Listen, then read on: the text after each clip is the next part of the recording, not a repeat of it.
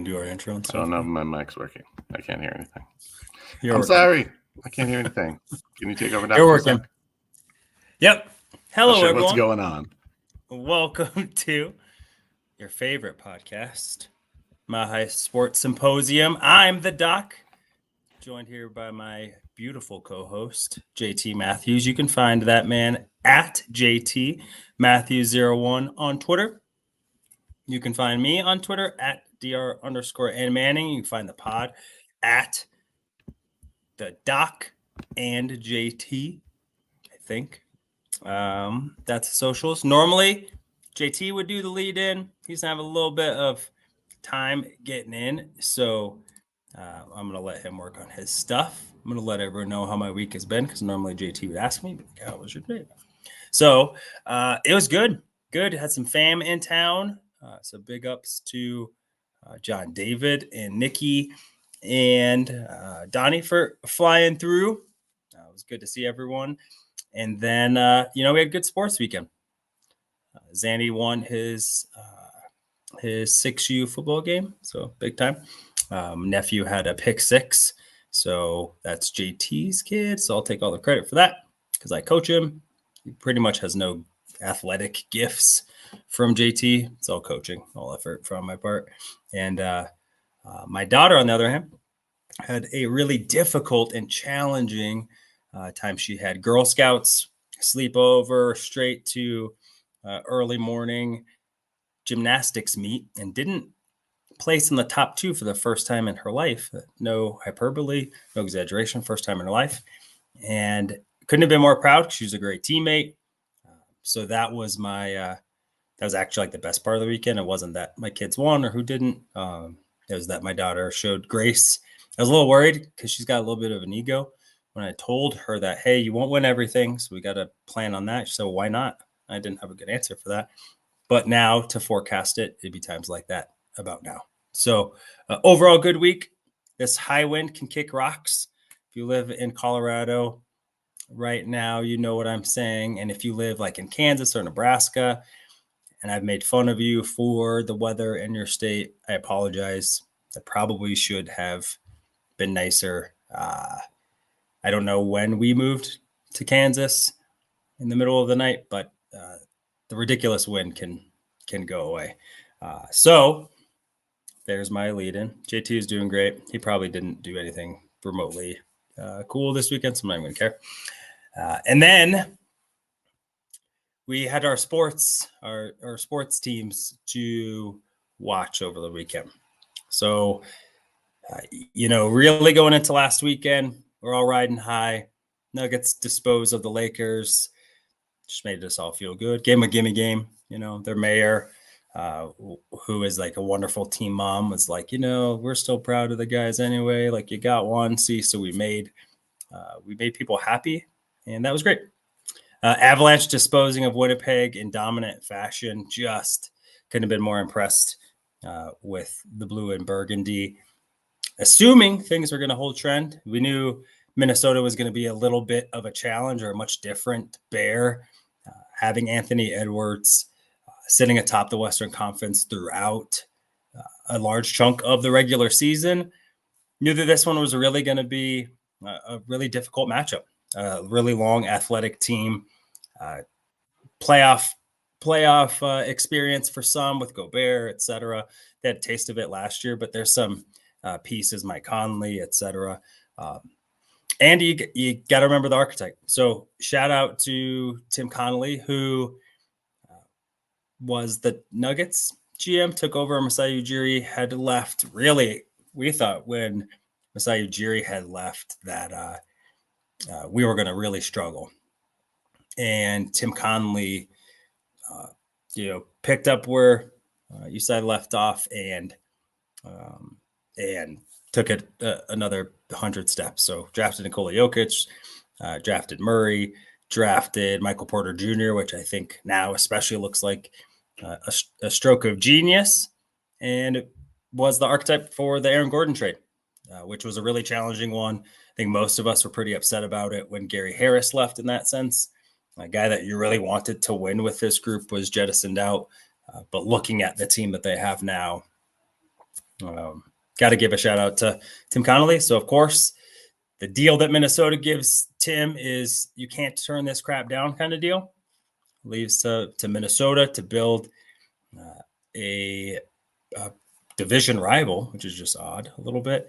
And now that the teams are here, two different stylistic, really athletic, bouncy, aggressive, taking it to the rim kind of team. And then you have the Nuggets, who are the epitome really of team basketball. So what we saw over the first couple of games was what happens when. So in the NBA, you are star driven. So this is what happens when one of those stars is dimmed a little bit. Talking about Jamal Murray, who in the LA series had really shown, his chops to be able to hit big shots, but had shown some consistency issues. And I think we were all aware of that, really needing Jamal to step up in a big way for the guys to have a chance in this second round. And we will talk about what some of those issues as we're going to bleed in. I told everyone about my weekend. I gave them a rundown of that you probably didn't have much of a weekend, and then led into kind of how we got here. So now the Nuggets are down 0-2, giving away both games at home, which the home court advantage in Denver over the last, really it has been, this team has been really strong at home, even with not strong teams. And right now, really kind of slugging along the way, looks like Linus, like holding their bag, like flies and stuff all over, just a shell of the team. You saw a team get outworked, out hustled, out efforted, out executed by Minnesota. And then, was the officiating good? No. I think we say that like every game, though. I don't look, if you're looking to the NBA refs to provide good and fair and consistent, like that hasn't been the story for a while. I don't know why people are diving in now. And so with that, if you're really looking at the refs to bail you out, you're probably struggling, right? Or you feel overmatched, or you weren't prepared for what Minnesota had. And it looks like it, especially that effort on Monday night. I don't know about you, but that was kind of the first time probably in a long time where I was disappointed with the group. And I know I'm not their dad. Like, who gives if I'm disappointed? But for the most part, even when they lost game one, right? Like that was a slugfest. Minnesota executed, like you give it to them. Still proud of the guys. You know what? I feel good about where the team's at. Lost game one. Then game two happens. Like, do they belong on the same court? And that's how the tables have turned. And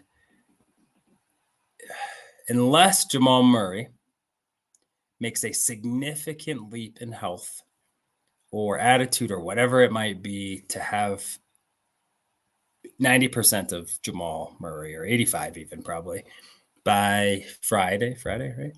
Thursday, yeah, right? This series is a wrap. Mm-hmm. Nikola Jokic is the best player on the planet. He's the MVP. All that good stuff is true. Minnesota is a really good basketball team. So Nikola isn't going to beat him by himself. Michael Porter Jr. playing the best basketball I've seen him play, especially over a stretch in a while. We've talked about him over the last few pods of just, this is what you kind of hoped for. You really probably hoped for, he was like number one recruit, good. And that would have been great, but I don't know that meshes with this unit. He probably would have been shipped off, and who knows. So the fact that this is the MPJ that we're getting, I think is great. To ask for another gear to overcome, I think is not feasible. Asking the bench to be something it hasn't been all year, probably not feasible. So really, this team has been its best when Nikola Jokic does Nikola Jokic things. KCP and AG do all the grime work. But strong Neil, good stuff. And Jamal hits clutch baskets and is a force and is able to bring up the ball so we can vary our sets. And some of those things ain't happening, JT. So let me ask you really quick, though. Do the Nuggets have a shot in the series? Is it a wrap? Do they have a shot? Not like betting chain, like swing. Like, do you feel like, hey, you know what? I still feel like, that they're still in it. The series isn't a wrap yet. Yeah, I mean, it's hard. It's a difficult question. Do I feel like they can come back? Yeah, they're the defending champs. They've been here. They may not have been in this exact situation, but they've battled through adversity and they won a championship, and we have the best player in the world. So is there a chance? Sure. What is that chance? I don't know, 10%. It's not great. Like, you've got to win, 4 of the next 6 games, and you've got to do primarily most of that on the road now. Yep. With a Minnesota team that was the best defensive team in the league, that hasn't changed. They're healthy. I don't know what the current Nuggets health situation is. A lot of it's kind of hush. I don't know if Jamal Murray's battling through stuff. I don't know if KCP, I'm pretty sure, is battling through a multitude of different injuries, whether it be his thumb or ankle or whatever. It's going to be an uphill battle. At the end of the day, it's going to be an uphill battle. And can they do it? Sure. They're going to need a lot more, though. They're going to need a lot more from everyone. And they're going to have to be galvanized. We haven't seen that yet from this group in this series. Yep. Yeah, I think, I think I had heard the stat. There's been like 300 plus games where the home team has dropped game 1 and game 2 on the road in the NBA playoffs. And I think 5 times has a team come back to win that. So it isn't zero, as my man Lloyd Christmas would say. Yeah. And there's a chance. But I think we all understand the likelihood right now. Minnesota's playing really good basketball. And on top of that, the team probably had been somewhat complacent in the sense of they knew that they could turn it on. They almost did it in game 1 and, did it throughout the Lakers series, all that stuff. Yeah. So, you hadn't got kicked in the teeth in a while. I would have liked maybe if that just happened in game 1 and then they were able to respond appropriately in game 2. I do think if there's a group to do it, it's this group. Yeah. And so, the game on Friday, I think if you're able to get that game by hook or by crook, I think you put a lot of pressure on Minnesota. Right now, they have to win game 4 to really keep the momentum, or you go back to Denver, the series is tied, and it's 0-0 first to 3. Yep. You have a team that's playing hot, and the Nuggets, etc. All that stuff had to happen. So it really is like this next game is important. And for me, what needs to occur for this group is I think you have to be able to utilize a different ball handler on offense. And I think Jamal right now being 80% or whatever percent you would give doesn't have the quickness right now to be able to exploit a one-on-one matchup. You saw him struggling to bring the ball up sometimes when they're picking them up full court. So, who's Gobert guarding, and how do we get the ball in their hands so that they just bring the ball up, get us in a set? I feel pretty good about the entire starting 5 being able to bring the ball up if they have an athletic mismatch, which at least one of them will. And so utilize that as a creative way to get into sets and let Jamal kind of come off screens a little bit more, set up a shot for him versus having him be that shot maker, which I don't think you can win the series that way, but I think that you can kind of get back on track by that, right? Using Jokic as your point guard in the half court set. So you having someone else bring the ball up, so you have the entire shot clock to work with, and then really having Jokic facilitate. But that puts a lot in MVP, but to be honest, it's playoffs. Yeah. It's playoffs, baby. You got to do what you got to do. I tweeted, I don't know when it was. It might have been February or March, something like that. And I was concerned. Basically, what I said is, I don't have it pulled up, but basically what I said is, Jokic is going to have to, his gravity is going to have to be a big deal in the playoffs because our shooting just hadn't been very good in the second half of the year, our 3-point shooting in particular. And so my thought was, we need to get people, if we're going to if we're going to hang in a series, we got to be able to score right at some point, and we're going to have to be able to hit the 3 ball, and that's something that we haven't really done at all in the playoffs. And my thought around that was like, okay, if Jokic is in the post and scoring and causing havoc in the post, then everyone's going to kind of sink down a little bit into the painted area, and it's going to allow guys to get more open 3-point attempts. And I still think that's true. I still think that we've missed too many 3-point shots. Guys that we were kind of anticipating might be able to buoy us off the bench. Reggie Jackson, Christian Brown, even he was shooting the ball pretty well second half of the year. You're kind of counting on these guys to hit some points, hit some 3-pointers at some key times to keep us afloat. It just hasn't happened. And really the 3-point shooting outside of Michael Porter Jr. has been pretty bad. And so I think they're going to have to start hitting shots. I don't know the best way to generate those open looks, but I think it comes down to Jokic has to be aggressive down low. He's got to be aggressive in the paint. He's got to post up. And, as frustrating as it is to watch him get hacked down there and double teamed and smacked. And, we saw this with Jamal, harried up and down the court, kind of they're allowing this contact. And it's something that instead of complaining about, they've got to just lean into it. You're a veteran team. You know how to play in physical games. You out physicaled everyone in the playoffs last year. And they've got to find it this year, and they've got to dig deep. But it's got to come. I feel like it's got to come from Nikola first. Yep. You need him playing like an MVP. I don't know that we've seen him playing like an MVP. It's funny to say that because his numbers were pretty absurd in the first round. But there was no. I don't know.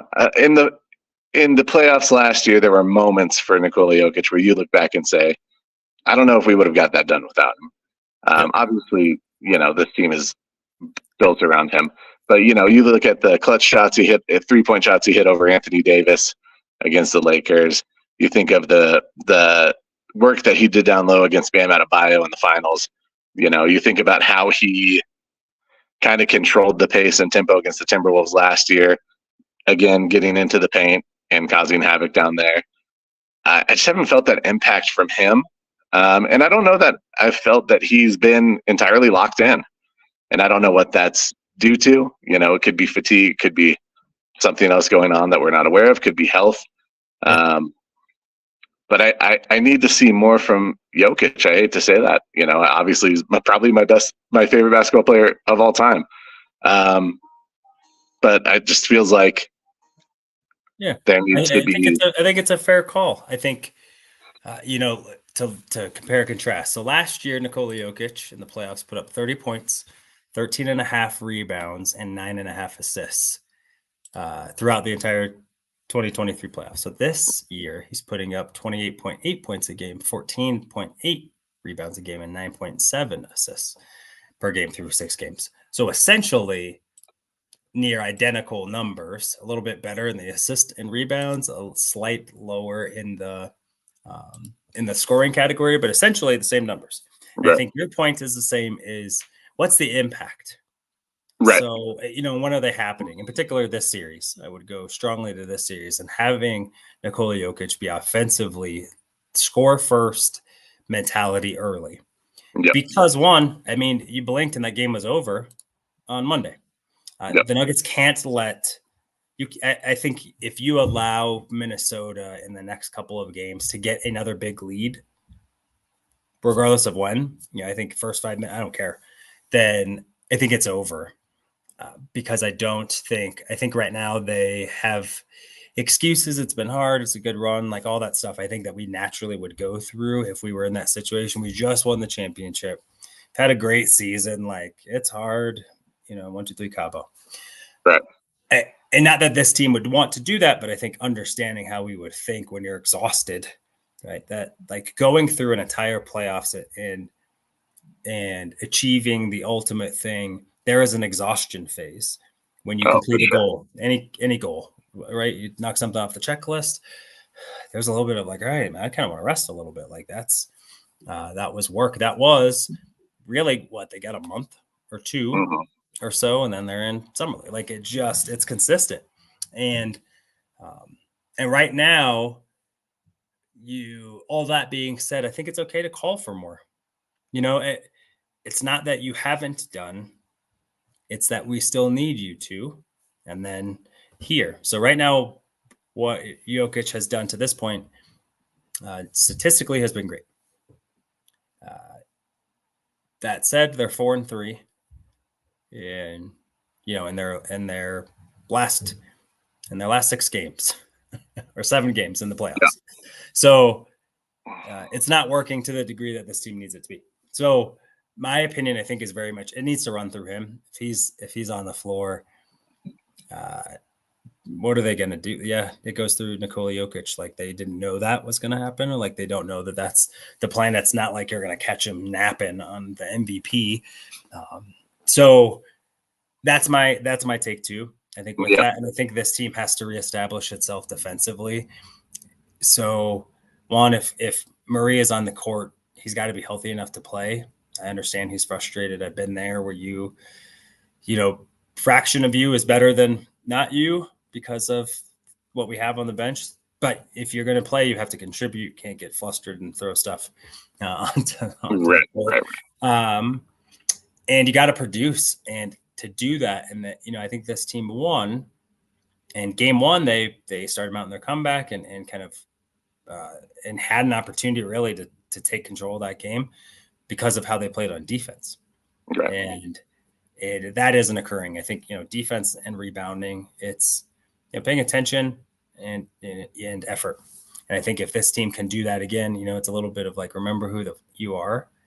Yeah. Then, then it's going to be a good basketball game. And in the end, that's kind of what you're hoping for. Your players make plays. You can't keep shooting this bad, to be honest, with players this good.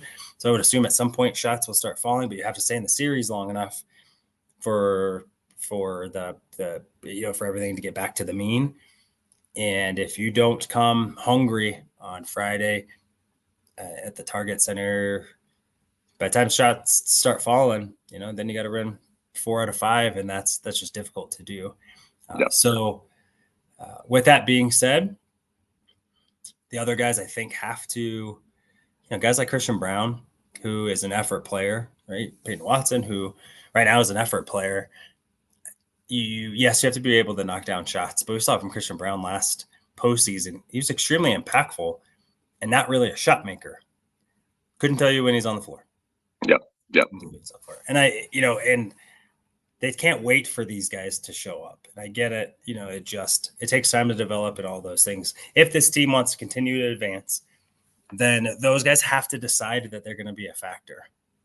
And a lot of times that's just be a bully when you're on the court then, right? Like, be a little annoying. Make Anthony Edwards work really hard for his shots. Pay attention, make sure that you're responding on help D, make sure you're crashing the boards, make sure you're all of that stuff, use your fouls aggressively, you're going to hack someone, I'm not trying to break people, but make them feel you a little bit. And because it doesn't look like Minnesota was phased. And this team has a couple of vet pieces that they added from last year, but it's not like the catalysts are the same. Yeah. And you did it then. You can do it now.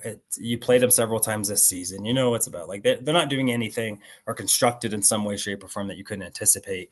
It's really just, are we ready to do our job? And and play like there isn't a tomorrow. Right. Instead of we can get them next week. You can't. And so that part, I think that part, the lack of urgency, which is so hard to duplicate after you win a championship. That's why it's so hard to repeat. That's why most people say the most difficult thing in sports is to win twice, right? Like it's super hard. And the other team learns your tendencies. Minnesota's been looking at this matchup since last year, probably, right? And preparing that. What would we do differently? The Nuggets said this was the hardest series they had last year. So, and with that, you won 4-1. So I think that this team still has a chance. I expect them to play more like game 1, at least on Friday. Whether or not that's going to call for a comeback, I don't think I'm here to say that. I think if they get game 3, I would bet on them in game 4. Yeah, I think you bring up a good point. Like, there hasn't been a sense of urgency with this team all year. Whole year. Including there was like a stretch where they were playing like lights out, right? When they won like 10 in a row, 11 in a row. Sure, but I don't. But I think even with that, right, it was like it was comeback wins and things like that for teams that they should have just bounced. You saw it at the end of the season when they played the Spurs, right? Like, you had a chance and you sleptwalked against the worst team in basketball. Yeah, I think they expect to win every game, and I think that that's a good trait. However, I think in games like we saw with the Spurs, in games, even in games we won, like against Boston when we did pull out wins, they're a very calm, collected group, and that's not working for them right now. Like, I think that they've got to, and if they're not feeling urgency now, I don't know that they will coming into this game on Friday, because that if they go down 0-3, it's a series. No one's ever come back from 3 games down to win 4 straight, and so I just think they've got to show urgency. They got to come out hot. I think they did a little bit better of that initially last game, but they didn't sustain it throughout the whole first quarter. And by the end of the first quarter, you were in a hole that you couldn't climb out of. And so I want to see them come out and look. I think at this point, Minnesota's delivered the message like, hey, we don't care if you're the champs. We're going to bring it to you 100% every time. We're going to go after you every play, between every whistle, and we're gonna impose our will and dominance on you. And they've done a great job of doing that. But now it's the Nuggets' turn to respond and do the same thing back. And hopefully we get some, hopefully it's a back and forth ordeal. It's not a one-sided ordeal like it has been so far. I think the Nuggets have the ability to do that. My confidence is probably at an all-time low, just given the circumstances. Yeah. But like you said, if any team's going to do it, it's going to be Denver, and it's a must-win game at this point. We've seen this team come back from 3 games down, a 1-3 series deficit. So anything's possible. You get this one, you're squarely back in the conversation as far as, okay, we're still got to dig ourselves out, but we have a little room to maneuver, and we'll see. We'll just see. I would not make any. I would not bet that they would come back from this. It's just Minnesota's a great team. Anthony Edwards is peaking at the perfect time. Defensively across the board, they're pretty dominant. I would just say, don't expect any whistles on that being on offense or defense. So if you're going to attack like they have attacked us aggressively in 2-on-1s, or trapping our ball handlers and double teaming in the post, there's contact. They're allowing that contact. Bring the physicality. The things that they're doing to you, you can do to them. Ultimately, I think they're probably a little more athletic team, maybe a slightly better shooting team, but they're not doing anything that is tactically better than anything that we're doing offensively. So it's about beating those double teams. It's about creating opportunities for your teammates and for yourselves.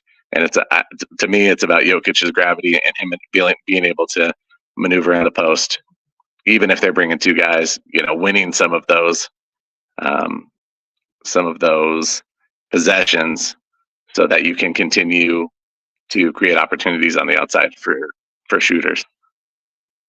Yep, I think it's well put. So in the end, and I think a good example of flipping the script is the team that we're going to talk about next.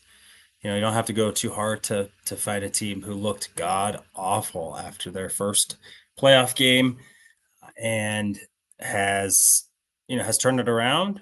And obviously, yesterday's game being was it last night? It was last night, right? Yeah, last night. Mm-hmm. Yeah, dude, goodness. A prime example of not getting down, right? Of showing your mental fortitude, all that good stuff, and talking about the Colorado Avalanche down 3-0 in game 1 of the semifinals, right? Semifinals. That's what it would be, because there'd be conference finals. Yeah. Divisional. I don't know what but second round Stanley Cup playoffs against the Dallas Stars. Got it. It happened super quick. You got one off of Makar's stick over Georgie's head. Here we go. If you blinked, they were down 3-0. Yep.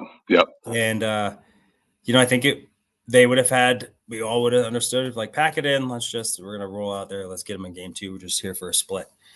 And this team has been resilient all year. I think that they have been the exact opposite in the sense of urgency, where nope, we're not like satisfied. We need to keep getting better. And I think that starts because their superstar is so tightly wound, right? Yeah, for sure.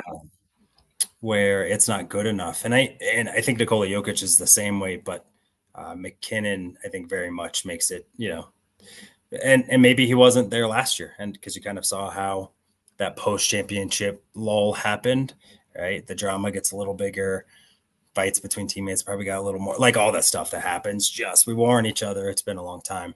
But the Avs don't. They fight back, force it to overtime.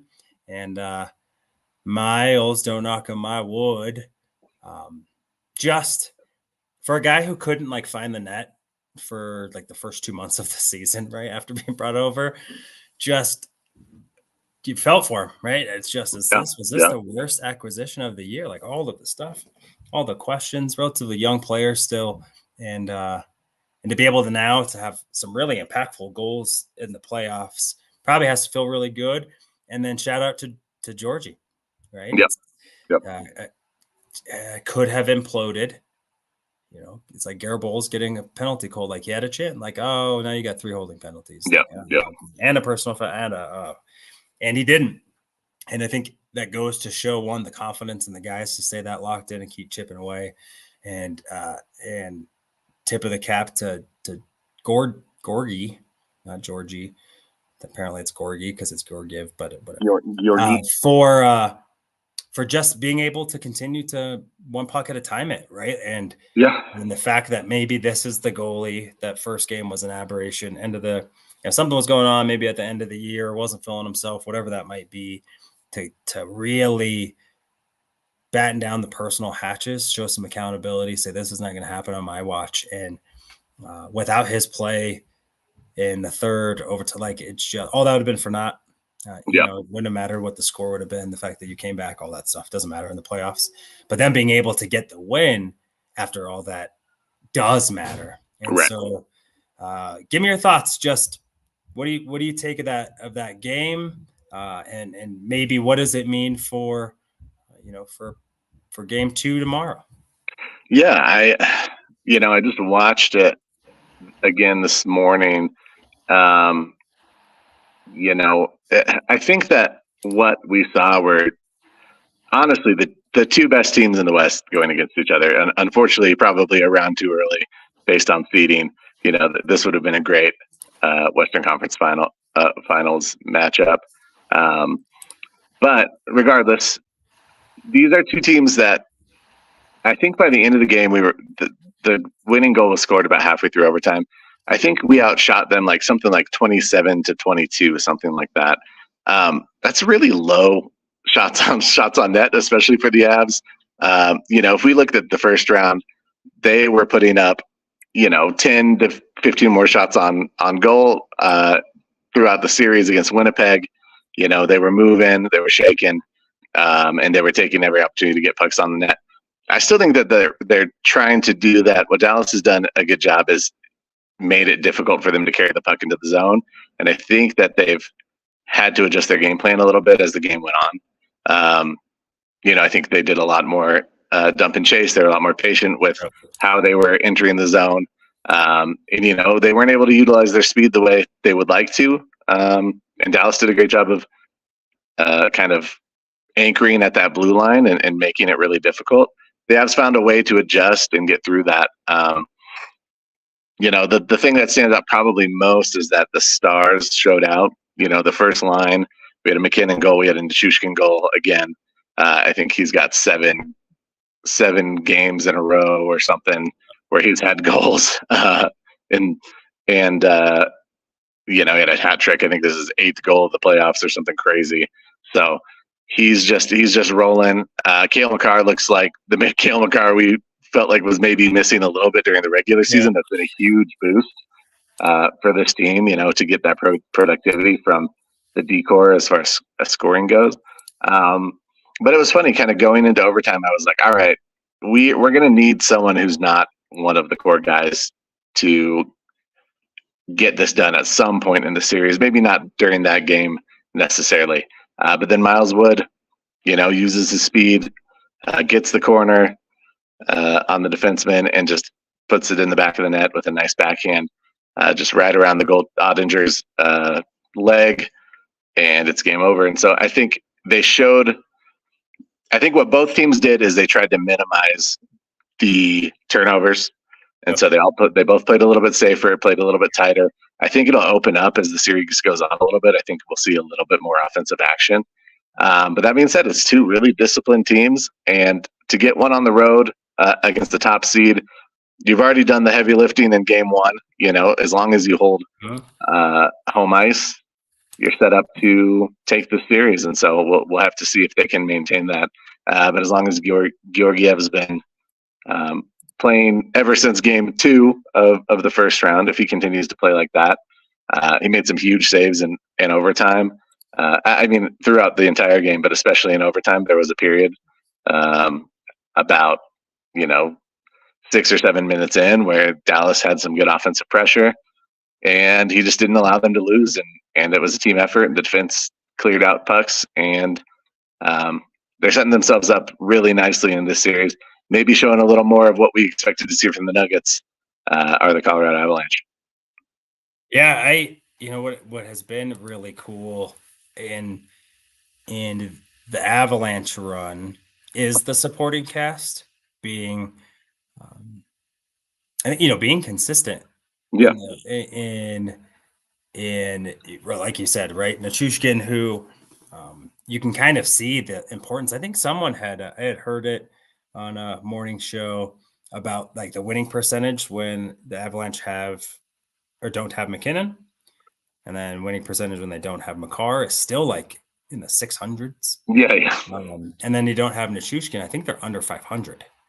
And so not that Nichushkin is more valuable than either of those players, but I think what Nichushkin provides on a game in, game out basis are, it's the tough stuff. It's being physical down low, not being afraid to clear defensemen out to be able to get some movement in there, consistent two-way play, and not just two-way, but really handling that part. He's a really stout defensive forward, and so that Miles Wood coming through, that and a variety of guys like chipping in and doing the small stuff, and even if that's reducing their aggressiveness in terms of penalties, than maybe what they would have done in the regular season, right? I mean, there's plus and minus stuff that's going on.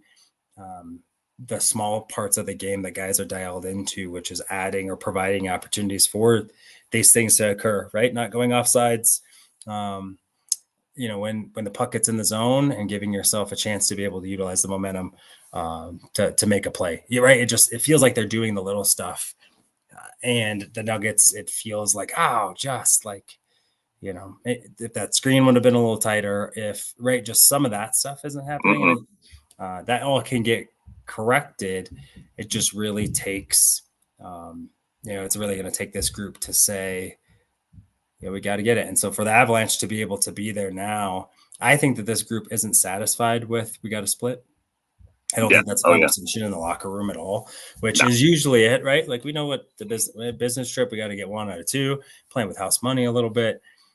But one, I don't think the Avalanche like the Stars, No, I don't think they like them.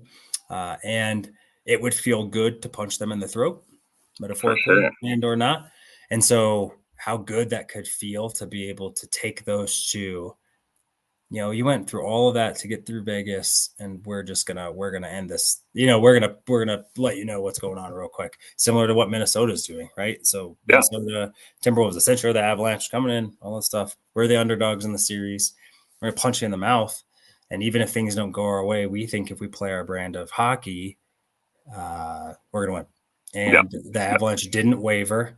Right. Some of those goals I don't really put on Gorgie. I think, probably 2 out of the 3 I feel like are like, and sure. I think the team feels that too. Like, hey, you know what? Like if we just play, stuff will fall for us. Right. Don't look for penalties. Don't, all of that stuff that I think happens when you're losing a little bit. And so this team, I think, is really locked in. So they were down 3-0, but they didn't behave like they were down 3-0. Right. It wasn't desperate hockey. It wasn't frustrated hockey. It was, those things didn't bounce our way, right? But we got another 40 minutes to be able to help right that ship. And they have done that throughout. And I think that provides you the confidence to do it. Right now, the Nuggets have not really played a good 48-minute game yet. I'd say even what, a 36-minute, like 3 good quarters of the basketball. Sure. Really hasn't been that either. They're capable of it. Hopefully the Avs are rubbing off on their ball arena roommates, and it gets turned around. But I definitely would have thought, I think when we had the conversation before the playoffs started, who you're more confident in, I definitely was more confident in the Nuggets to be able to get through. Obviously, where they're sitting now, I think that has turned on its head. And I think it is, Makar and Nichushkin, Rantanen, who wasn't scoring really till to the last game in the Winnipeg series, is still doing the little stuff, right? Just doing the little stuff. They're playing together, which you saw in how they picked up Gorgie, and it's really great to see. I mean, just especially as fans of these teams. So I was talking about the Avalanche specifically, and I was just like watching this team grow and like them reap the rewards of like staying to the plan. And then, like when we say the plan, like this is what we envisioned, right? Like the guys on the ice, even or Bednar, like it proved right not to fire me. Like, look what we did and look what we're doing. And, and it's awesome. Plus F the Stars, bro. For real. Nothing in Dallas is bigger, guys. I hate to tell you this, but, do you think, just really quick before we go, a little bit of Bronco talk towards the end, but what do you think will happen next game? First, let me ask you, if the Avs do this, they win. And then I want you to tell me whether or not you think they win tomorrow. Just game 2. Yeah. I mean, as long as they get good goaltending, I trust their offense. And so if their goaltending is good and their offense continues to move the way it has, I'm confident that they can win any of those games. Now, they're going to run into games where they just the puck isn't going in or they're getting bad bounces. I would even say that game last night, the goals that went in against Georgiev were a lot of deflections, a lot of bad bounces. I don't think that there was one that I look back of those 3 that I was like, oh, Georgia should have had that one. Right. It's not like they let it get away from them from an execution standpoint. It's just, it's how that goes. Sometimes you lose a faceoff and, they fire it off the first guy who gets it fires it and it takes a bad bounce and it goes in. That's just kind of how the game works. But I think that if the Avs continue to do what they're doing, they're going to be fine. Just stick to the process. Don't turn the puck over in your own zone. That's killer. Both teams are going to be back checking a ton. Trying to create those turnovers, those opportunities. Both of those teams have great goal scorers, great offensive players. But I think the Avalanche's mobility is a big factor here. I worried that they maybe were a little bit not. Maybe they lacked a little bit of size, but Nichushkin's played really tough. Rantanen's played really tough. Even though the puck hasn't been seeing the net, he's still getting assists. I think he had something like 7 points in the first series. You wouldn't know because only one of those was a goal. But they're doing the little things. The only thing that they need to work on probably is winning faceoffs. They lost a lot of faceoffs last night. The more faceoffs you win, the more opportunities you get to get shots on net. And if we get more shots on net, then we're going to take the series. Is how I feel. Yep. Yeah, I think if they continue to, it's kind of like win the power play in the sense of either not giving them much or being able to really minimize chances and scoring on the power play. Like I think if their special teams is better, Yeah. they'll win. I think they're both pretty even in terms of 5-on-5 play, and so you hope that when you get the man advantage, that you got to convert, and if you're converting, I think at a higher clip than Dallas, since they're so evenly matched, I think that really can be the difference. Because I think Dallas is going to come out with some vigor, which sometimes means early calls, or you could get a call or two and make them pay. And if you do that, I think it really sets the tone for the game. I feel really confident in Gorgie to not even say like if he plays better. And I think that a lot of that the defense has given him much clearer looks. Yeah, for sure. He's handled those. And so to me, I think it's really, I think Dallas, the desperation, that's a really tough team too. And trying to get you involved in some extracurricular or get a call so that they can get things going their way. So playing really smart and staying out of those situations. And if you find yourself at a disadvantage on the power play, you have to really lock it down. Don't kind of give in that cheap one. So super excited about it. I think that they're going to win game 2. The confidence with that group. I thought that they would steal game 1 before getting there, but more of they're riding high, they're rested.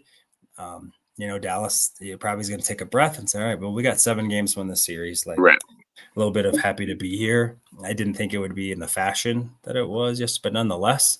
So I like the Avs. I liked them in 6 to start the series. And I think this team really is like, they're on a heater, and it's just, they're winning in such different ways that I think it gives you confidence that no matter how the game unfolds, this group has shown that they can respond.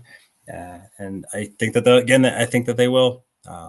They're no longer just kind of home warriors. They've been dominant on the road, and I think that will continue. Yeah, I'm with you. I think that if they do what they're doing now, we move on and see the next round. Yep.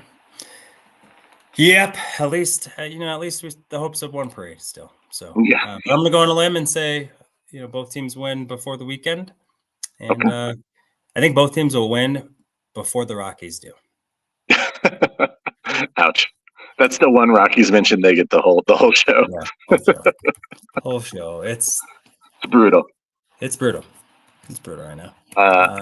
You want to transition to some Broncos talk? Yeah, the boys. The rookie mini camp will be this weekend, which super stoked. We get to see the guys. I don't know what Bo Nick's number is yet. I wonder if there's some negotiation for that number 10 going on still. Yeah, maybe. But super excited about just the guys being out there. There won't be a ton. So, maybe what are you most excited for them coming back? I think just getting reps, just letting these young guys get reps, I think is important.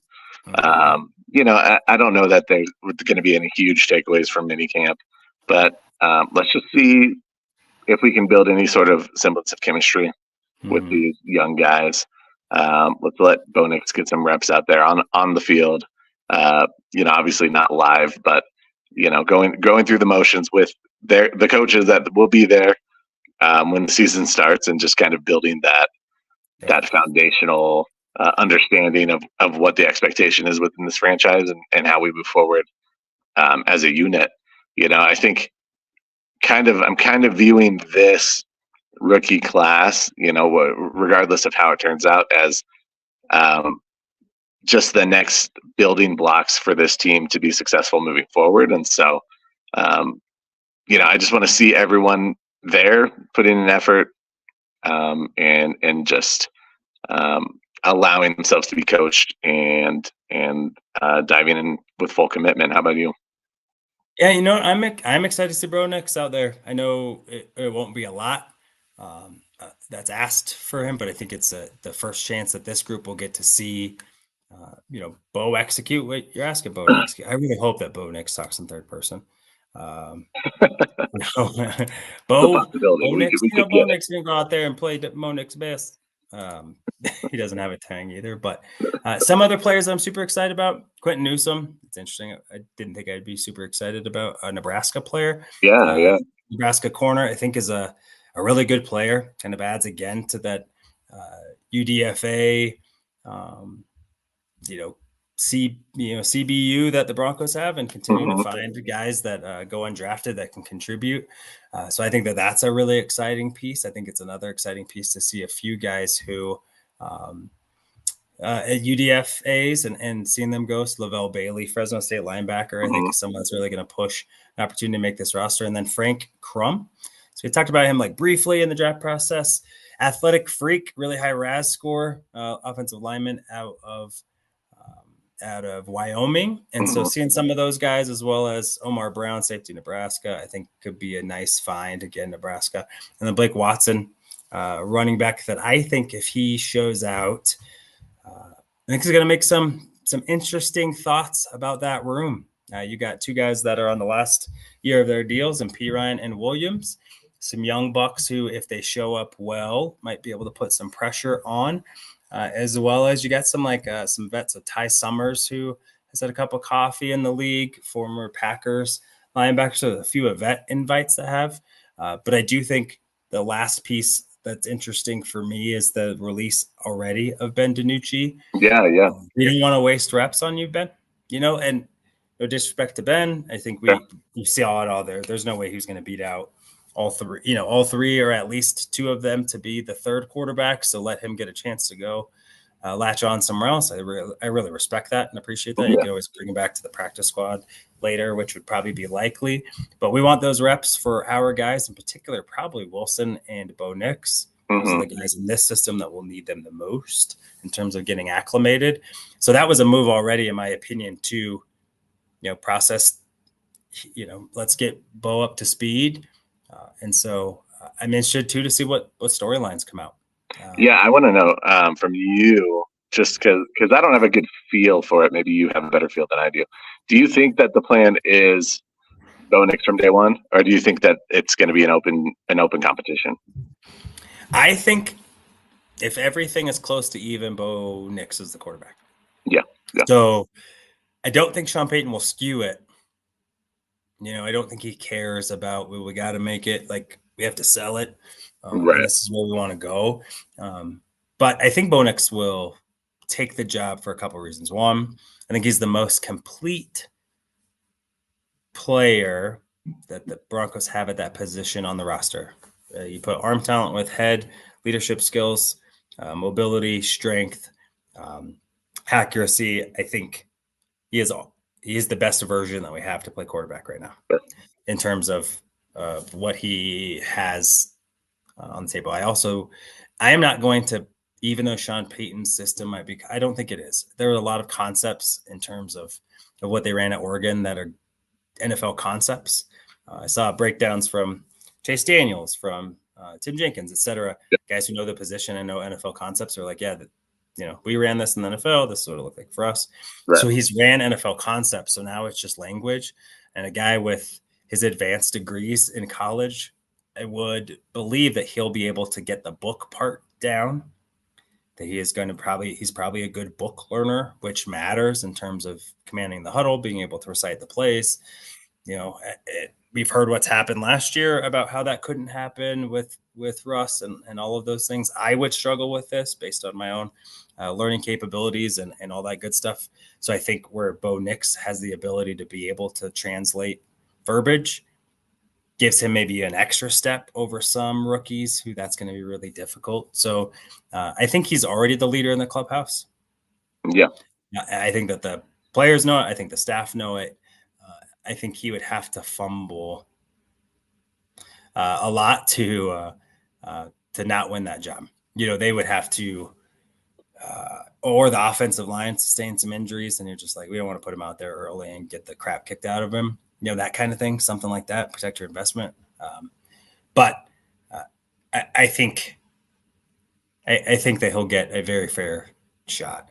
In my opinion, I think it's going to be him and Zach that are kind of vying for the opportunity to win. And one of them would have to, or both of them would have to stumble for Jared. And the reason why I think that is, I think Jared Stidham is probably the backup no matter what. Yeah. You keep 3 if Zach Wilson shows the best.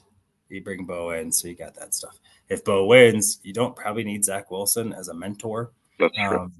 So could you keep him if you like him? Sure, but my opinion probably is if you can't beat a rookie quarterback at this stage, I doubt you're going to find lightning in a bottle. Right. Like, if you can't do it now, I doubt all of a sudden mid-season he's just going to flip the switch. So that's the way that I think it'll be. I thought maybe Stidham would get released. You save $5 million, but I think having Jarrett Stidham on the roster as a vet is more valuable than that $5 million or what have you.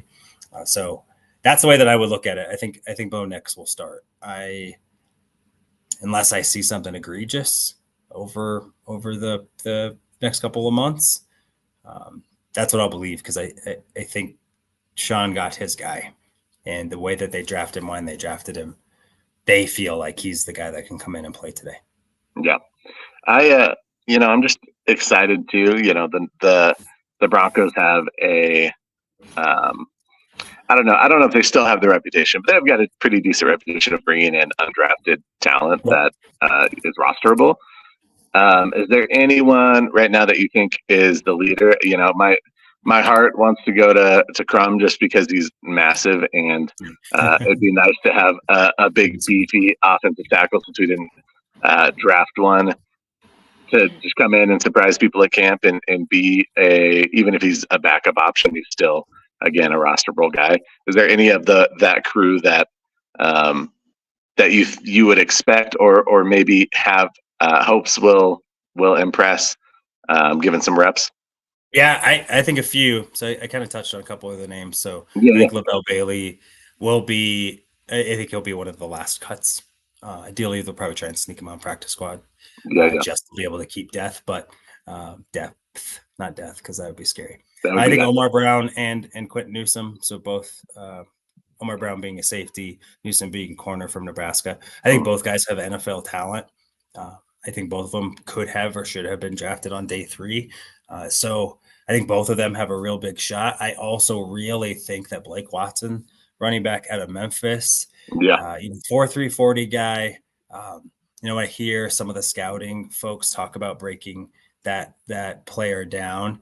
Antonio Gibson, who's also a Memphis player, jack of all trades, can line up at receiver and slot. So kind of a new age running back, right? Your Stromile Swift, Christian McCaffrey type, who can line up everywhere and do all of the things, versus, Javonte Williams, who really is a running back.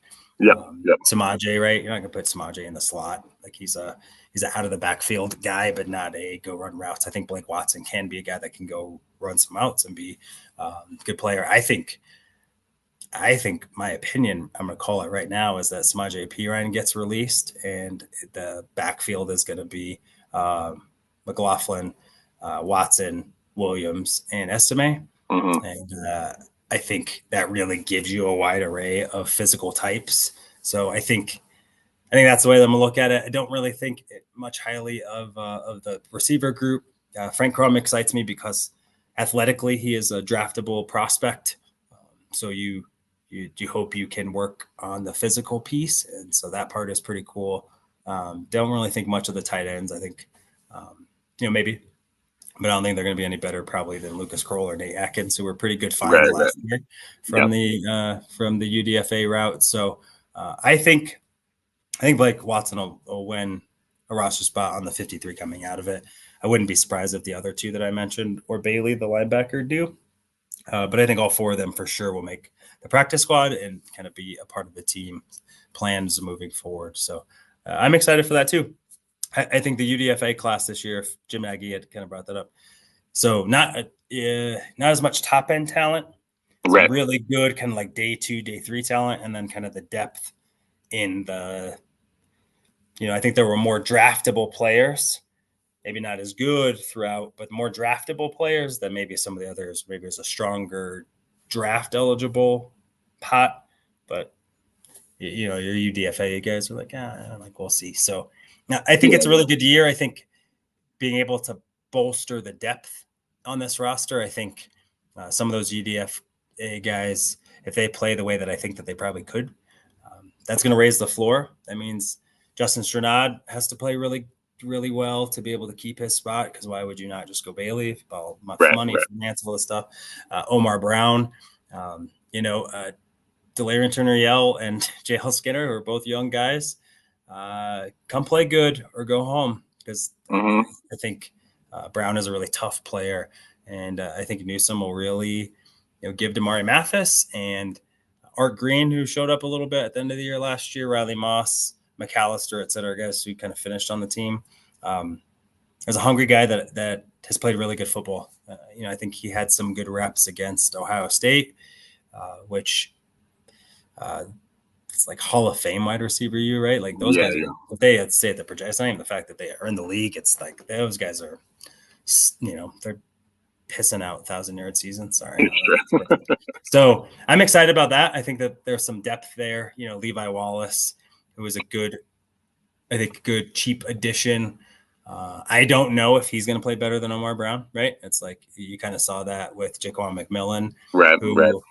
Like we all saw like last year, that guy could ball. It was just, like, where do we go? Or 2 years ago. And then last year, we weren't really shocked that he was playing well. To the level that he played, it was like, oh, like, wow, that was great.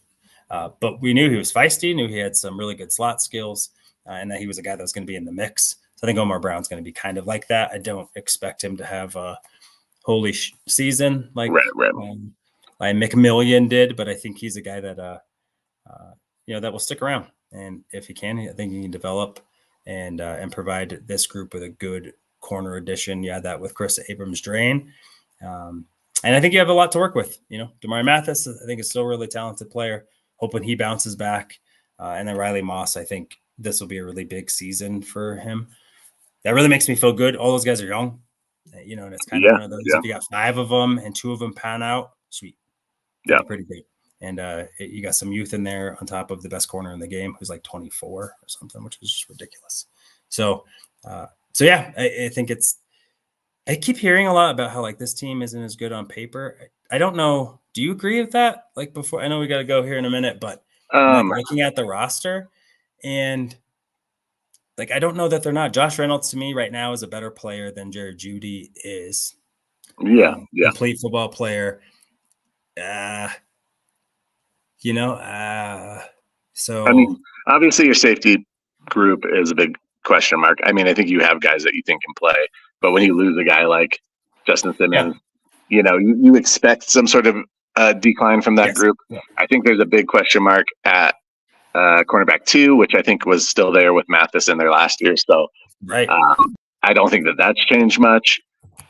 Maybe your floor is a little bit lower, having Josie Jewell out of the linebacker rotation and hopefully plugging in a guy like Drew Sanders. But I think that your upside is higher, and that's probably what I think is probably true of the entire team, is that maybe you got rid of some guys that raised the floor a little bit, but you've got some guys in those places that can raise the ceiling and maybe potentially a little bit more. Yeah. Maybe not Justin Simmons. That's just going to be a hard guy to replace in general.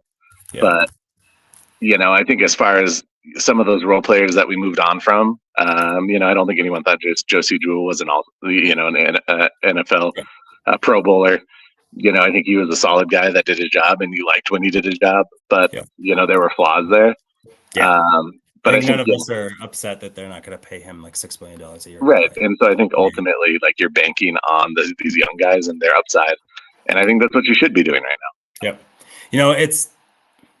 I'm not saying this because I believe that it was apples to apples, loss to addition, just kind of looking at PFF's grades. Yeah. Last year, Justin Simmons, 67.9, with a coverage grade of 63.4. And Brandon Jones last year, 76.8 overall, 78.5 in coverage. And he's 26 compared to Justin's soon to be 31. So like you said, it's kind of a gamble on upside. His floor is much lower probably than where we would think Justin's is if Justin came back, 100%. I don't even think he's going to be a better player than Justin Simmons. Not even saying that, but his play, at least recently, if you like how PFF does it, is similar. I think the drop off it will be in run defense, which is pretty significant. when you look at their PFF grade, but I think the Broncos have much more depth up front.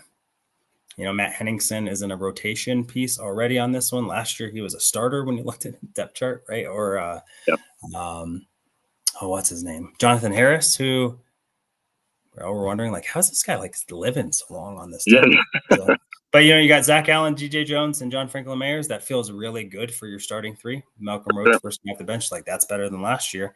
I think our edge group, adding Jonah Ellis, is better than Randy Gregory and all that stuff last year. Levi Wallace and who's the corner last year that came in that helped out? It started off really good, but then fell. Fabian Moreau. Oh, Moreau. I think that's kind of like a wash. So you lose a little bit with Surtain, or not Surtain, with Simmons for sure. You lose Cush, who had a really, really good year. So that to me is kind of the one, we'll see.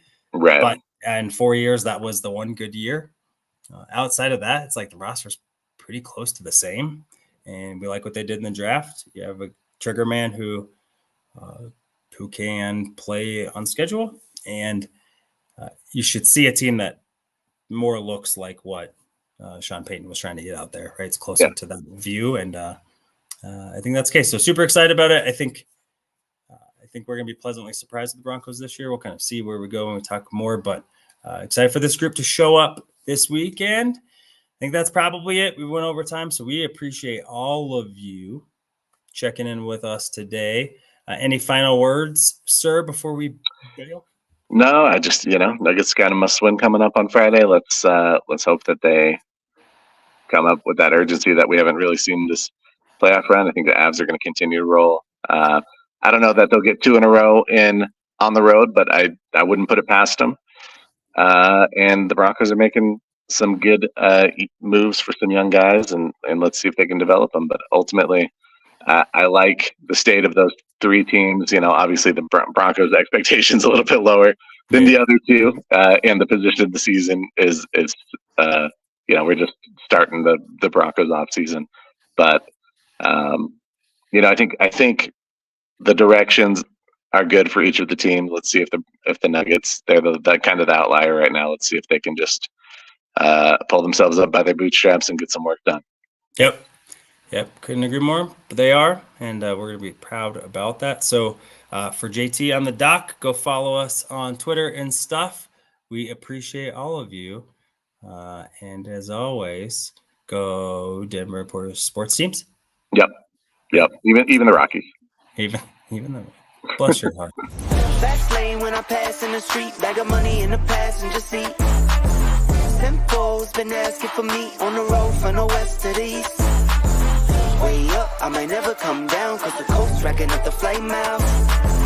So high, I might never come down, so what, this is my lifestyle. Wait a minute. Work hard for the car, so that's why it's all